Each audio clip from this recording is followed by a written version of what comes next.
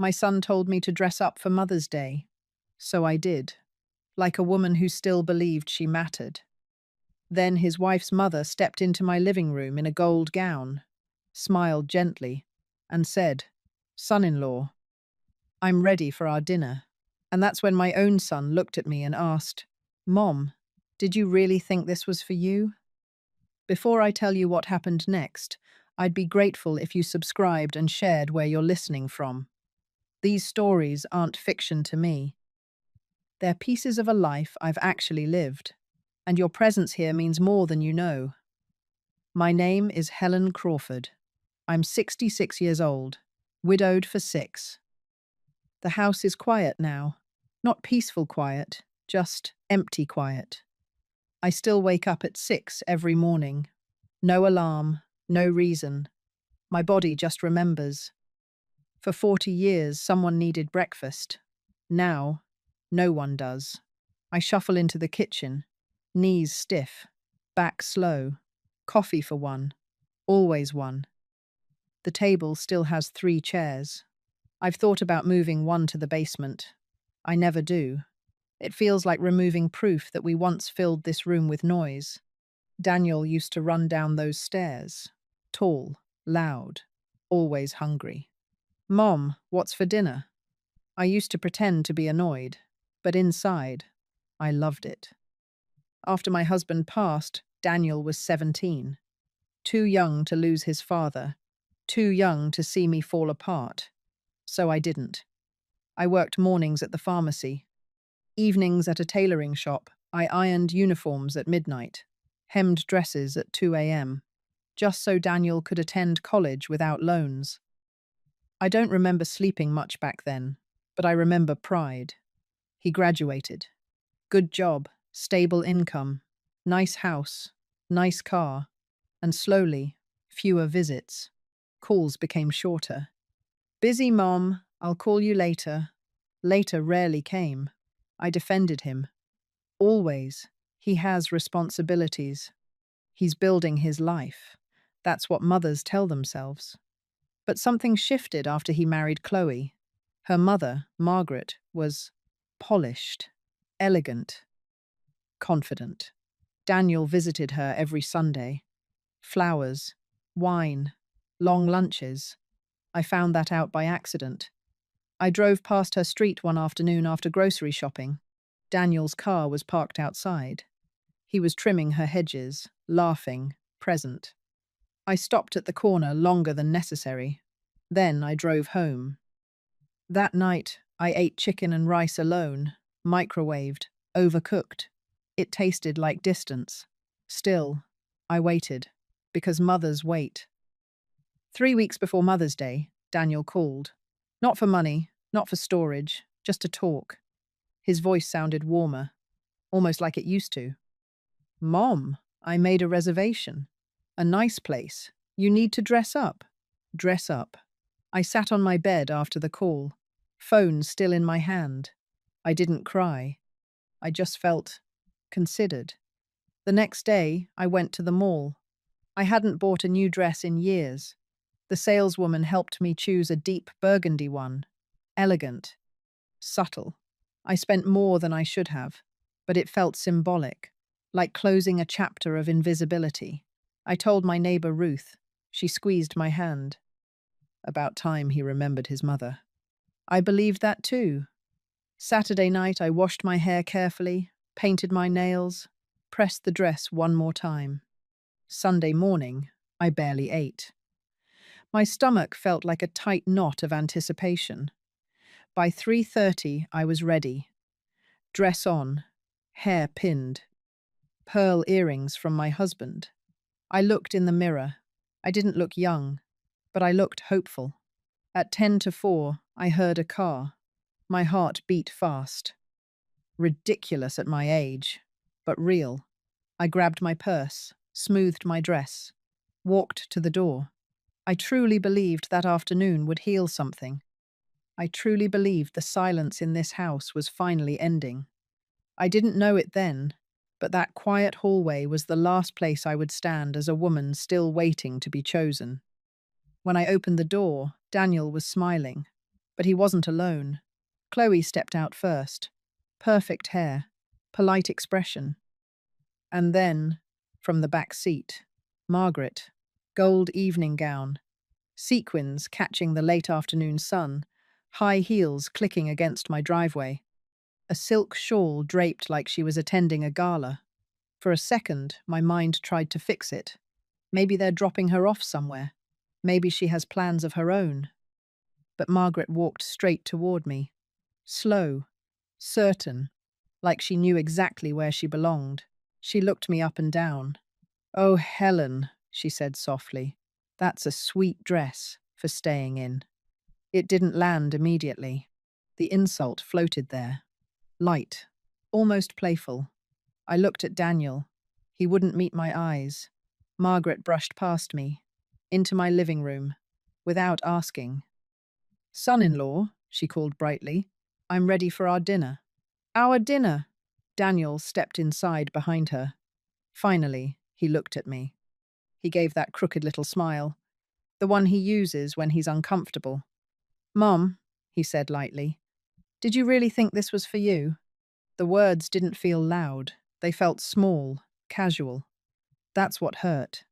I tried to speak. Nothing came out at first. My throat felt dry. Chloe adjusted her bracelet, looked at the floor. Daniel sighed softly. "The reservation is for 3, he said.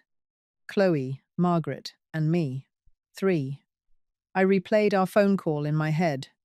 "You need to dress up. I'll pick you up at 4.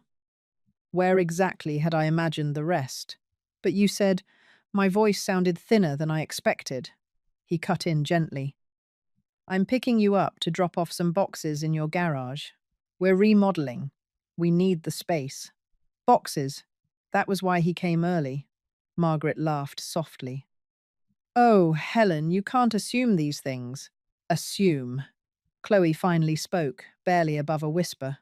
"Mum really wanted tonight," she said. "She's been excited all week." "Mom," she meant her mother, not me. Daniel checked his watch. "We should go," he said. "We'll lose the table." He moved toward the door. Margaret slipped her arm through his, like it was natural, like it had always been that way. I was still standing there, in my burgundy dress, in my own home, watching my son escort another woman to Mother's Day dinner. But that wasn't the worst part. The worst part was his tone. As if I had embarrassed myself, as if my hope had been inconvenient, as if I should have known my place. Daniel paused at the doorway. "Oh, Mom, the plumber's coming Monday. I gave him your number." I nodded. He thought scheduling a repair balanced the equation. They walked out together. The car doors closed, the engine started, and just like that, they were gone. The house swallowed the sound. I stood in the doorway a moment longer. The breeze lifted the edge of my shawl. Ruth stepped outside across the street. "Everything all right?" she asked gently. I swallowed. "Yes," I said. They just remembered something else. I closed the door softly, not slammed, not dramatic, just closed. Upstairs, I took off my heels, set them neatly in the closet. I unpinned my hair. The earrings went back into their velvet box. I sat on the edge of the bed, hands resting in my lap. I didn't feel explosive anger. I felt something colder, clearer. I didn't feel like crying yet. I just felt finished. For years, I told myself he was busy, that he'd come around, that I mattered somewhere in his priorities. But standing there in that dress, watching him choose someone else on Mother's Day, something inside me went very, very quiet. That's when I knew I would not stay silent. That night, I didn't turn on the television. I didn't call Ruth. I didn't even change into pajamas right away. I just sat on the edge of the bed, in that burgundy dress. The room felt smaller somehow. After a while, I stood, unzipped the dress slowly, folded it carefully. Not angrily, not roughly, just respectfully, like it had done nothing wrong. I placed it back in the garment bag, closed the zipper halfway. I didn't want to look at it. I didn't sleep much. Every time I drifted off, I heard his voice again. Did you really think this was for you? Not the words. The tone, the ease, the assumption that I would absorb it. Around 3 in the morning, I went downstairs, made coffee in the dark. The kitchen clock ticked loudly. I sat at the table where Daniel once did homework, and I remembered a winter night. He was 9, snow piling against the windows. He couldn't understand fractions. He got frustrated, started crying. I'm stupid, he said. I pulled my chair beside him. We stayed up until midnight. Toast crumbs on the table. Notebook pages covered in eraser marks. Before bed, he hugged me tight. I couldn't do this without you, Mum. Back then, I was essential. Somewhere along the way, I became convenient. Morning came quietly. I opened my laptop, logged into my bank accounts. I hadn't looked closely in a long time. I trusted him. There was the joint savings account. We'd opened it after my husband passed. For emergencies, Daniel had said. I scrolled through the transactions. 500, 800, 1,000. Small amounts, frequent, no conversations, no explanations. I added them up. $17,460 in 6 months. My pension, my security, my quiet safety. I didn't shout, I didn't cry, I just felt something settle. It wasn't about the money, it was about access, assumption. The idea that what was mine was automatically his. I closed the laptop, walked into the garage. His boxes were stacked neatly against the wall. Books he didn't want. Old coats, random decorations, things that didn't fit his life anymore. I picked up one box. My back protested. I dragged it to the driveway, set it down, then another and another. No rush, no dramatic music in the background, just quiet movement. Ruth leaned over the fence. You all right? She asked. Yes, I said. I'm clearing space. She nodded. She understood what I didn't say. That afternoon, Daniel texted. Thanks again for storing the boxes. I stared at the message. He assumed they were still inside, assumed I would always hold his overflow. I didn't reply. That evening, my phone rang. Daniel. I let it ring once, twice, 3 times. On the 4th call, I answered. His voice was tight. Mom, why is the joint account empty? I took a breath. I closed it. Silence. What do you mean you closed it? It was my money. My card declined. Yes. You cancelled it. Yes. A sharp exhale. Mom, I need that account. For what?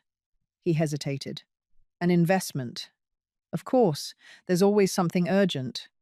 Mum, I need 15,000 by tonight. If I don't pay, I lose everything. 15,000. The number felt heavy, familiar. I won't be sending anything, I said quietly. Silence again. Are you serious? I folded the dish towel in my hands, carefully, slowly. I am. His voice shifted, from irritation to panic. You can't do this to me. I'm not doing anything to you, I said. I'm simply not fixing it. He started talking fast, explaining, blaming partners, blaming timing, blaming bad luck. I let him finish. Then I said, softly, Do you remember Sunday? He groaned. Mum, not this again. Yes, I said. This, exactly. It was just dinner. It was not just dinner. My voice didn't rise. But something inside me felt steady. He didn't hear the tremor in my chest. He only heard calm, and calm is harder to argue with. When he stopped talking, I stared at the window. The sun was setting behind the trees. I realized something then. It wasn't about punishing him. It wasn't about revenge in the loud sense. It was about dignity. And I began to think very carefully. If you're still listening, thank you. Stories like this remind me patience isn't weakness, it's quiet strength. I didn't sleep much that night. Not because I was worried, because I was thinking. There's a difference. When you stop reacting, you start observing. The next morning, I woke before sunrise. The house felt the same. But I didn't. I made coffee, sat by the window, watched the light stretch across the yard. For the first time in years, I wasn't waiting for Daniel to call. That alone felt powerful. Revenge doesn't always mean destruction. Sometimes it means removing the safety net, letting gravity teach the lesson. I opened my laptop again, changed every password, activated text alerts, removed his secondary access, closed the last shared link between us. Each click felt steady, not angry, just deliberate. Then I printed something I hadn't looked at in years. My will.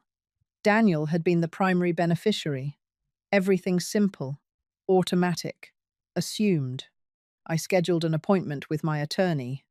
Mr. Harper, soft-spoken, calm, efficient. He didn't ask why. He asked what I wanted. I want a trust, I said, with conditions. He nodded. We spoke about structure, timelines, safeguards. I didn't remove Daniel entirely. I'm still his mother.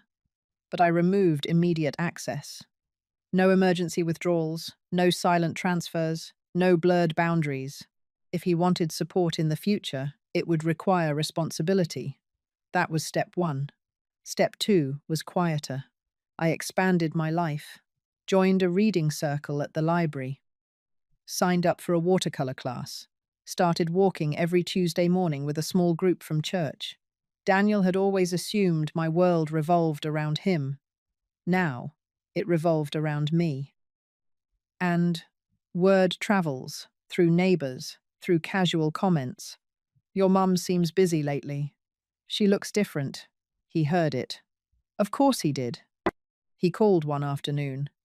How are you, Mum? I'm well, I said. I have painting class at 3. There was a pause. Oh, he wasn't used to me having plans. That was intentional.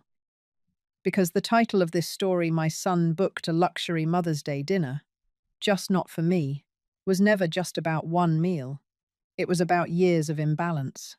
He believed I would always be there. Door open, account open, schedule open. That illusion had to disappear. One Saturday, I finished packing his boxes, neatly labeled, taped shut. I called him.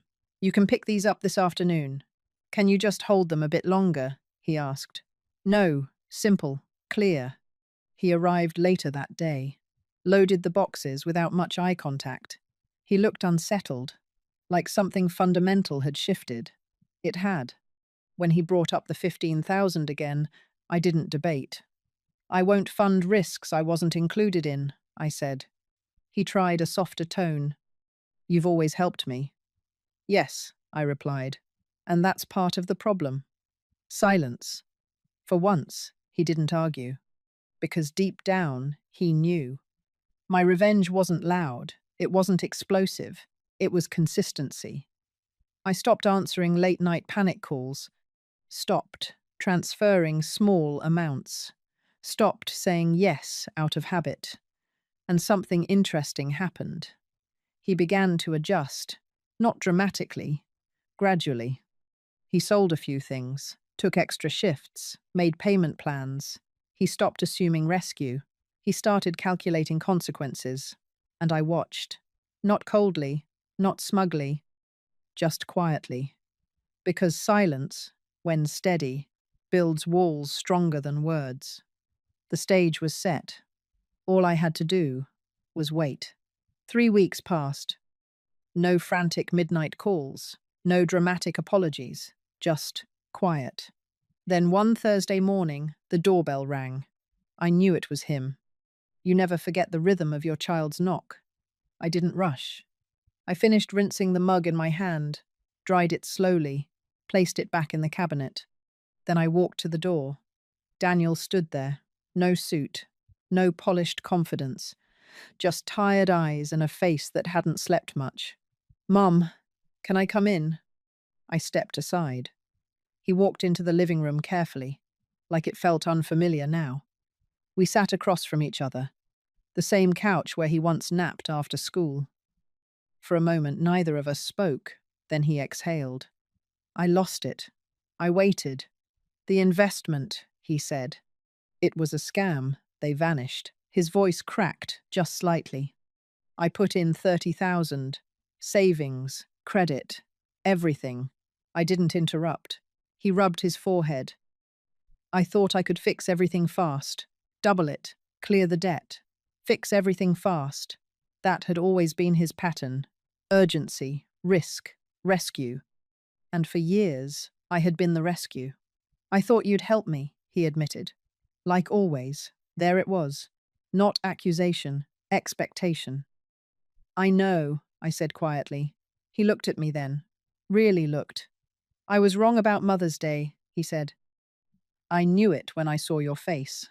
He swallowed. "But it was easier to disappoint you than to argue with them." That sentence landed deeper than the dinner ever had. Easier to hurt me. Because I absorbed it. Because I never pushed back, until now. "I've been selfish," he said. He listed things. The missed birthdays. The short phone calls.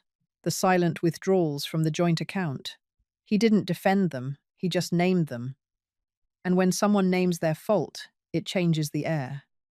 "I don't expect you to fix this," he said. "I came to tell you that." Silence settled between us, not tense, just honest. I studied his hands. They looked older, worried. "Why now?"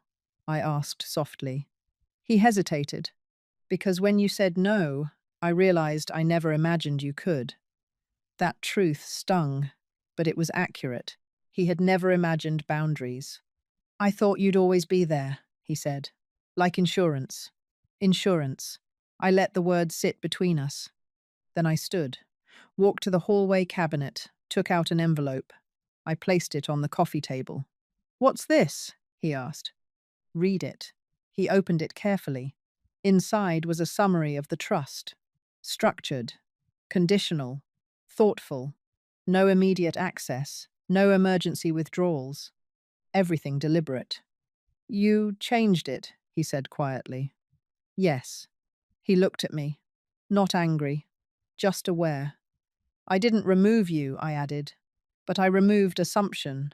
His eyes filled. Not with manipulation, with realization. "I deserved that," he whispered. Maybe he did. But this wasn't about deserving. It was about growth. "You don't need 15,000, I said calmly. "You need to learn how to rebuild." He nodded slowly. "I already started," he said. He explained the payment plans, the extra hours at work, selling the second car, owning his mistake to Chloe. No shortcuts, no asking me to cover the gap, just rebuilding. And something inside me softened.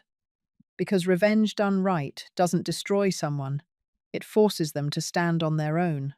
He folded the paper carefully. "I understand," he said. We sat quietly after that. No yelling, no dramatic forgiveness, just presence. When he stood to leave, he paused at the door. "Next Mother's Day," he said carefully, "I'd like to take you somewhere." I didn't smile right away. I just nodded. "We'll see." And as he walked down the driveway, I didn't feel triumphant.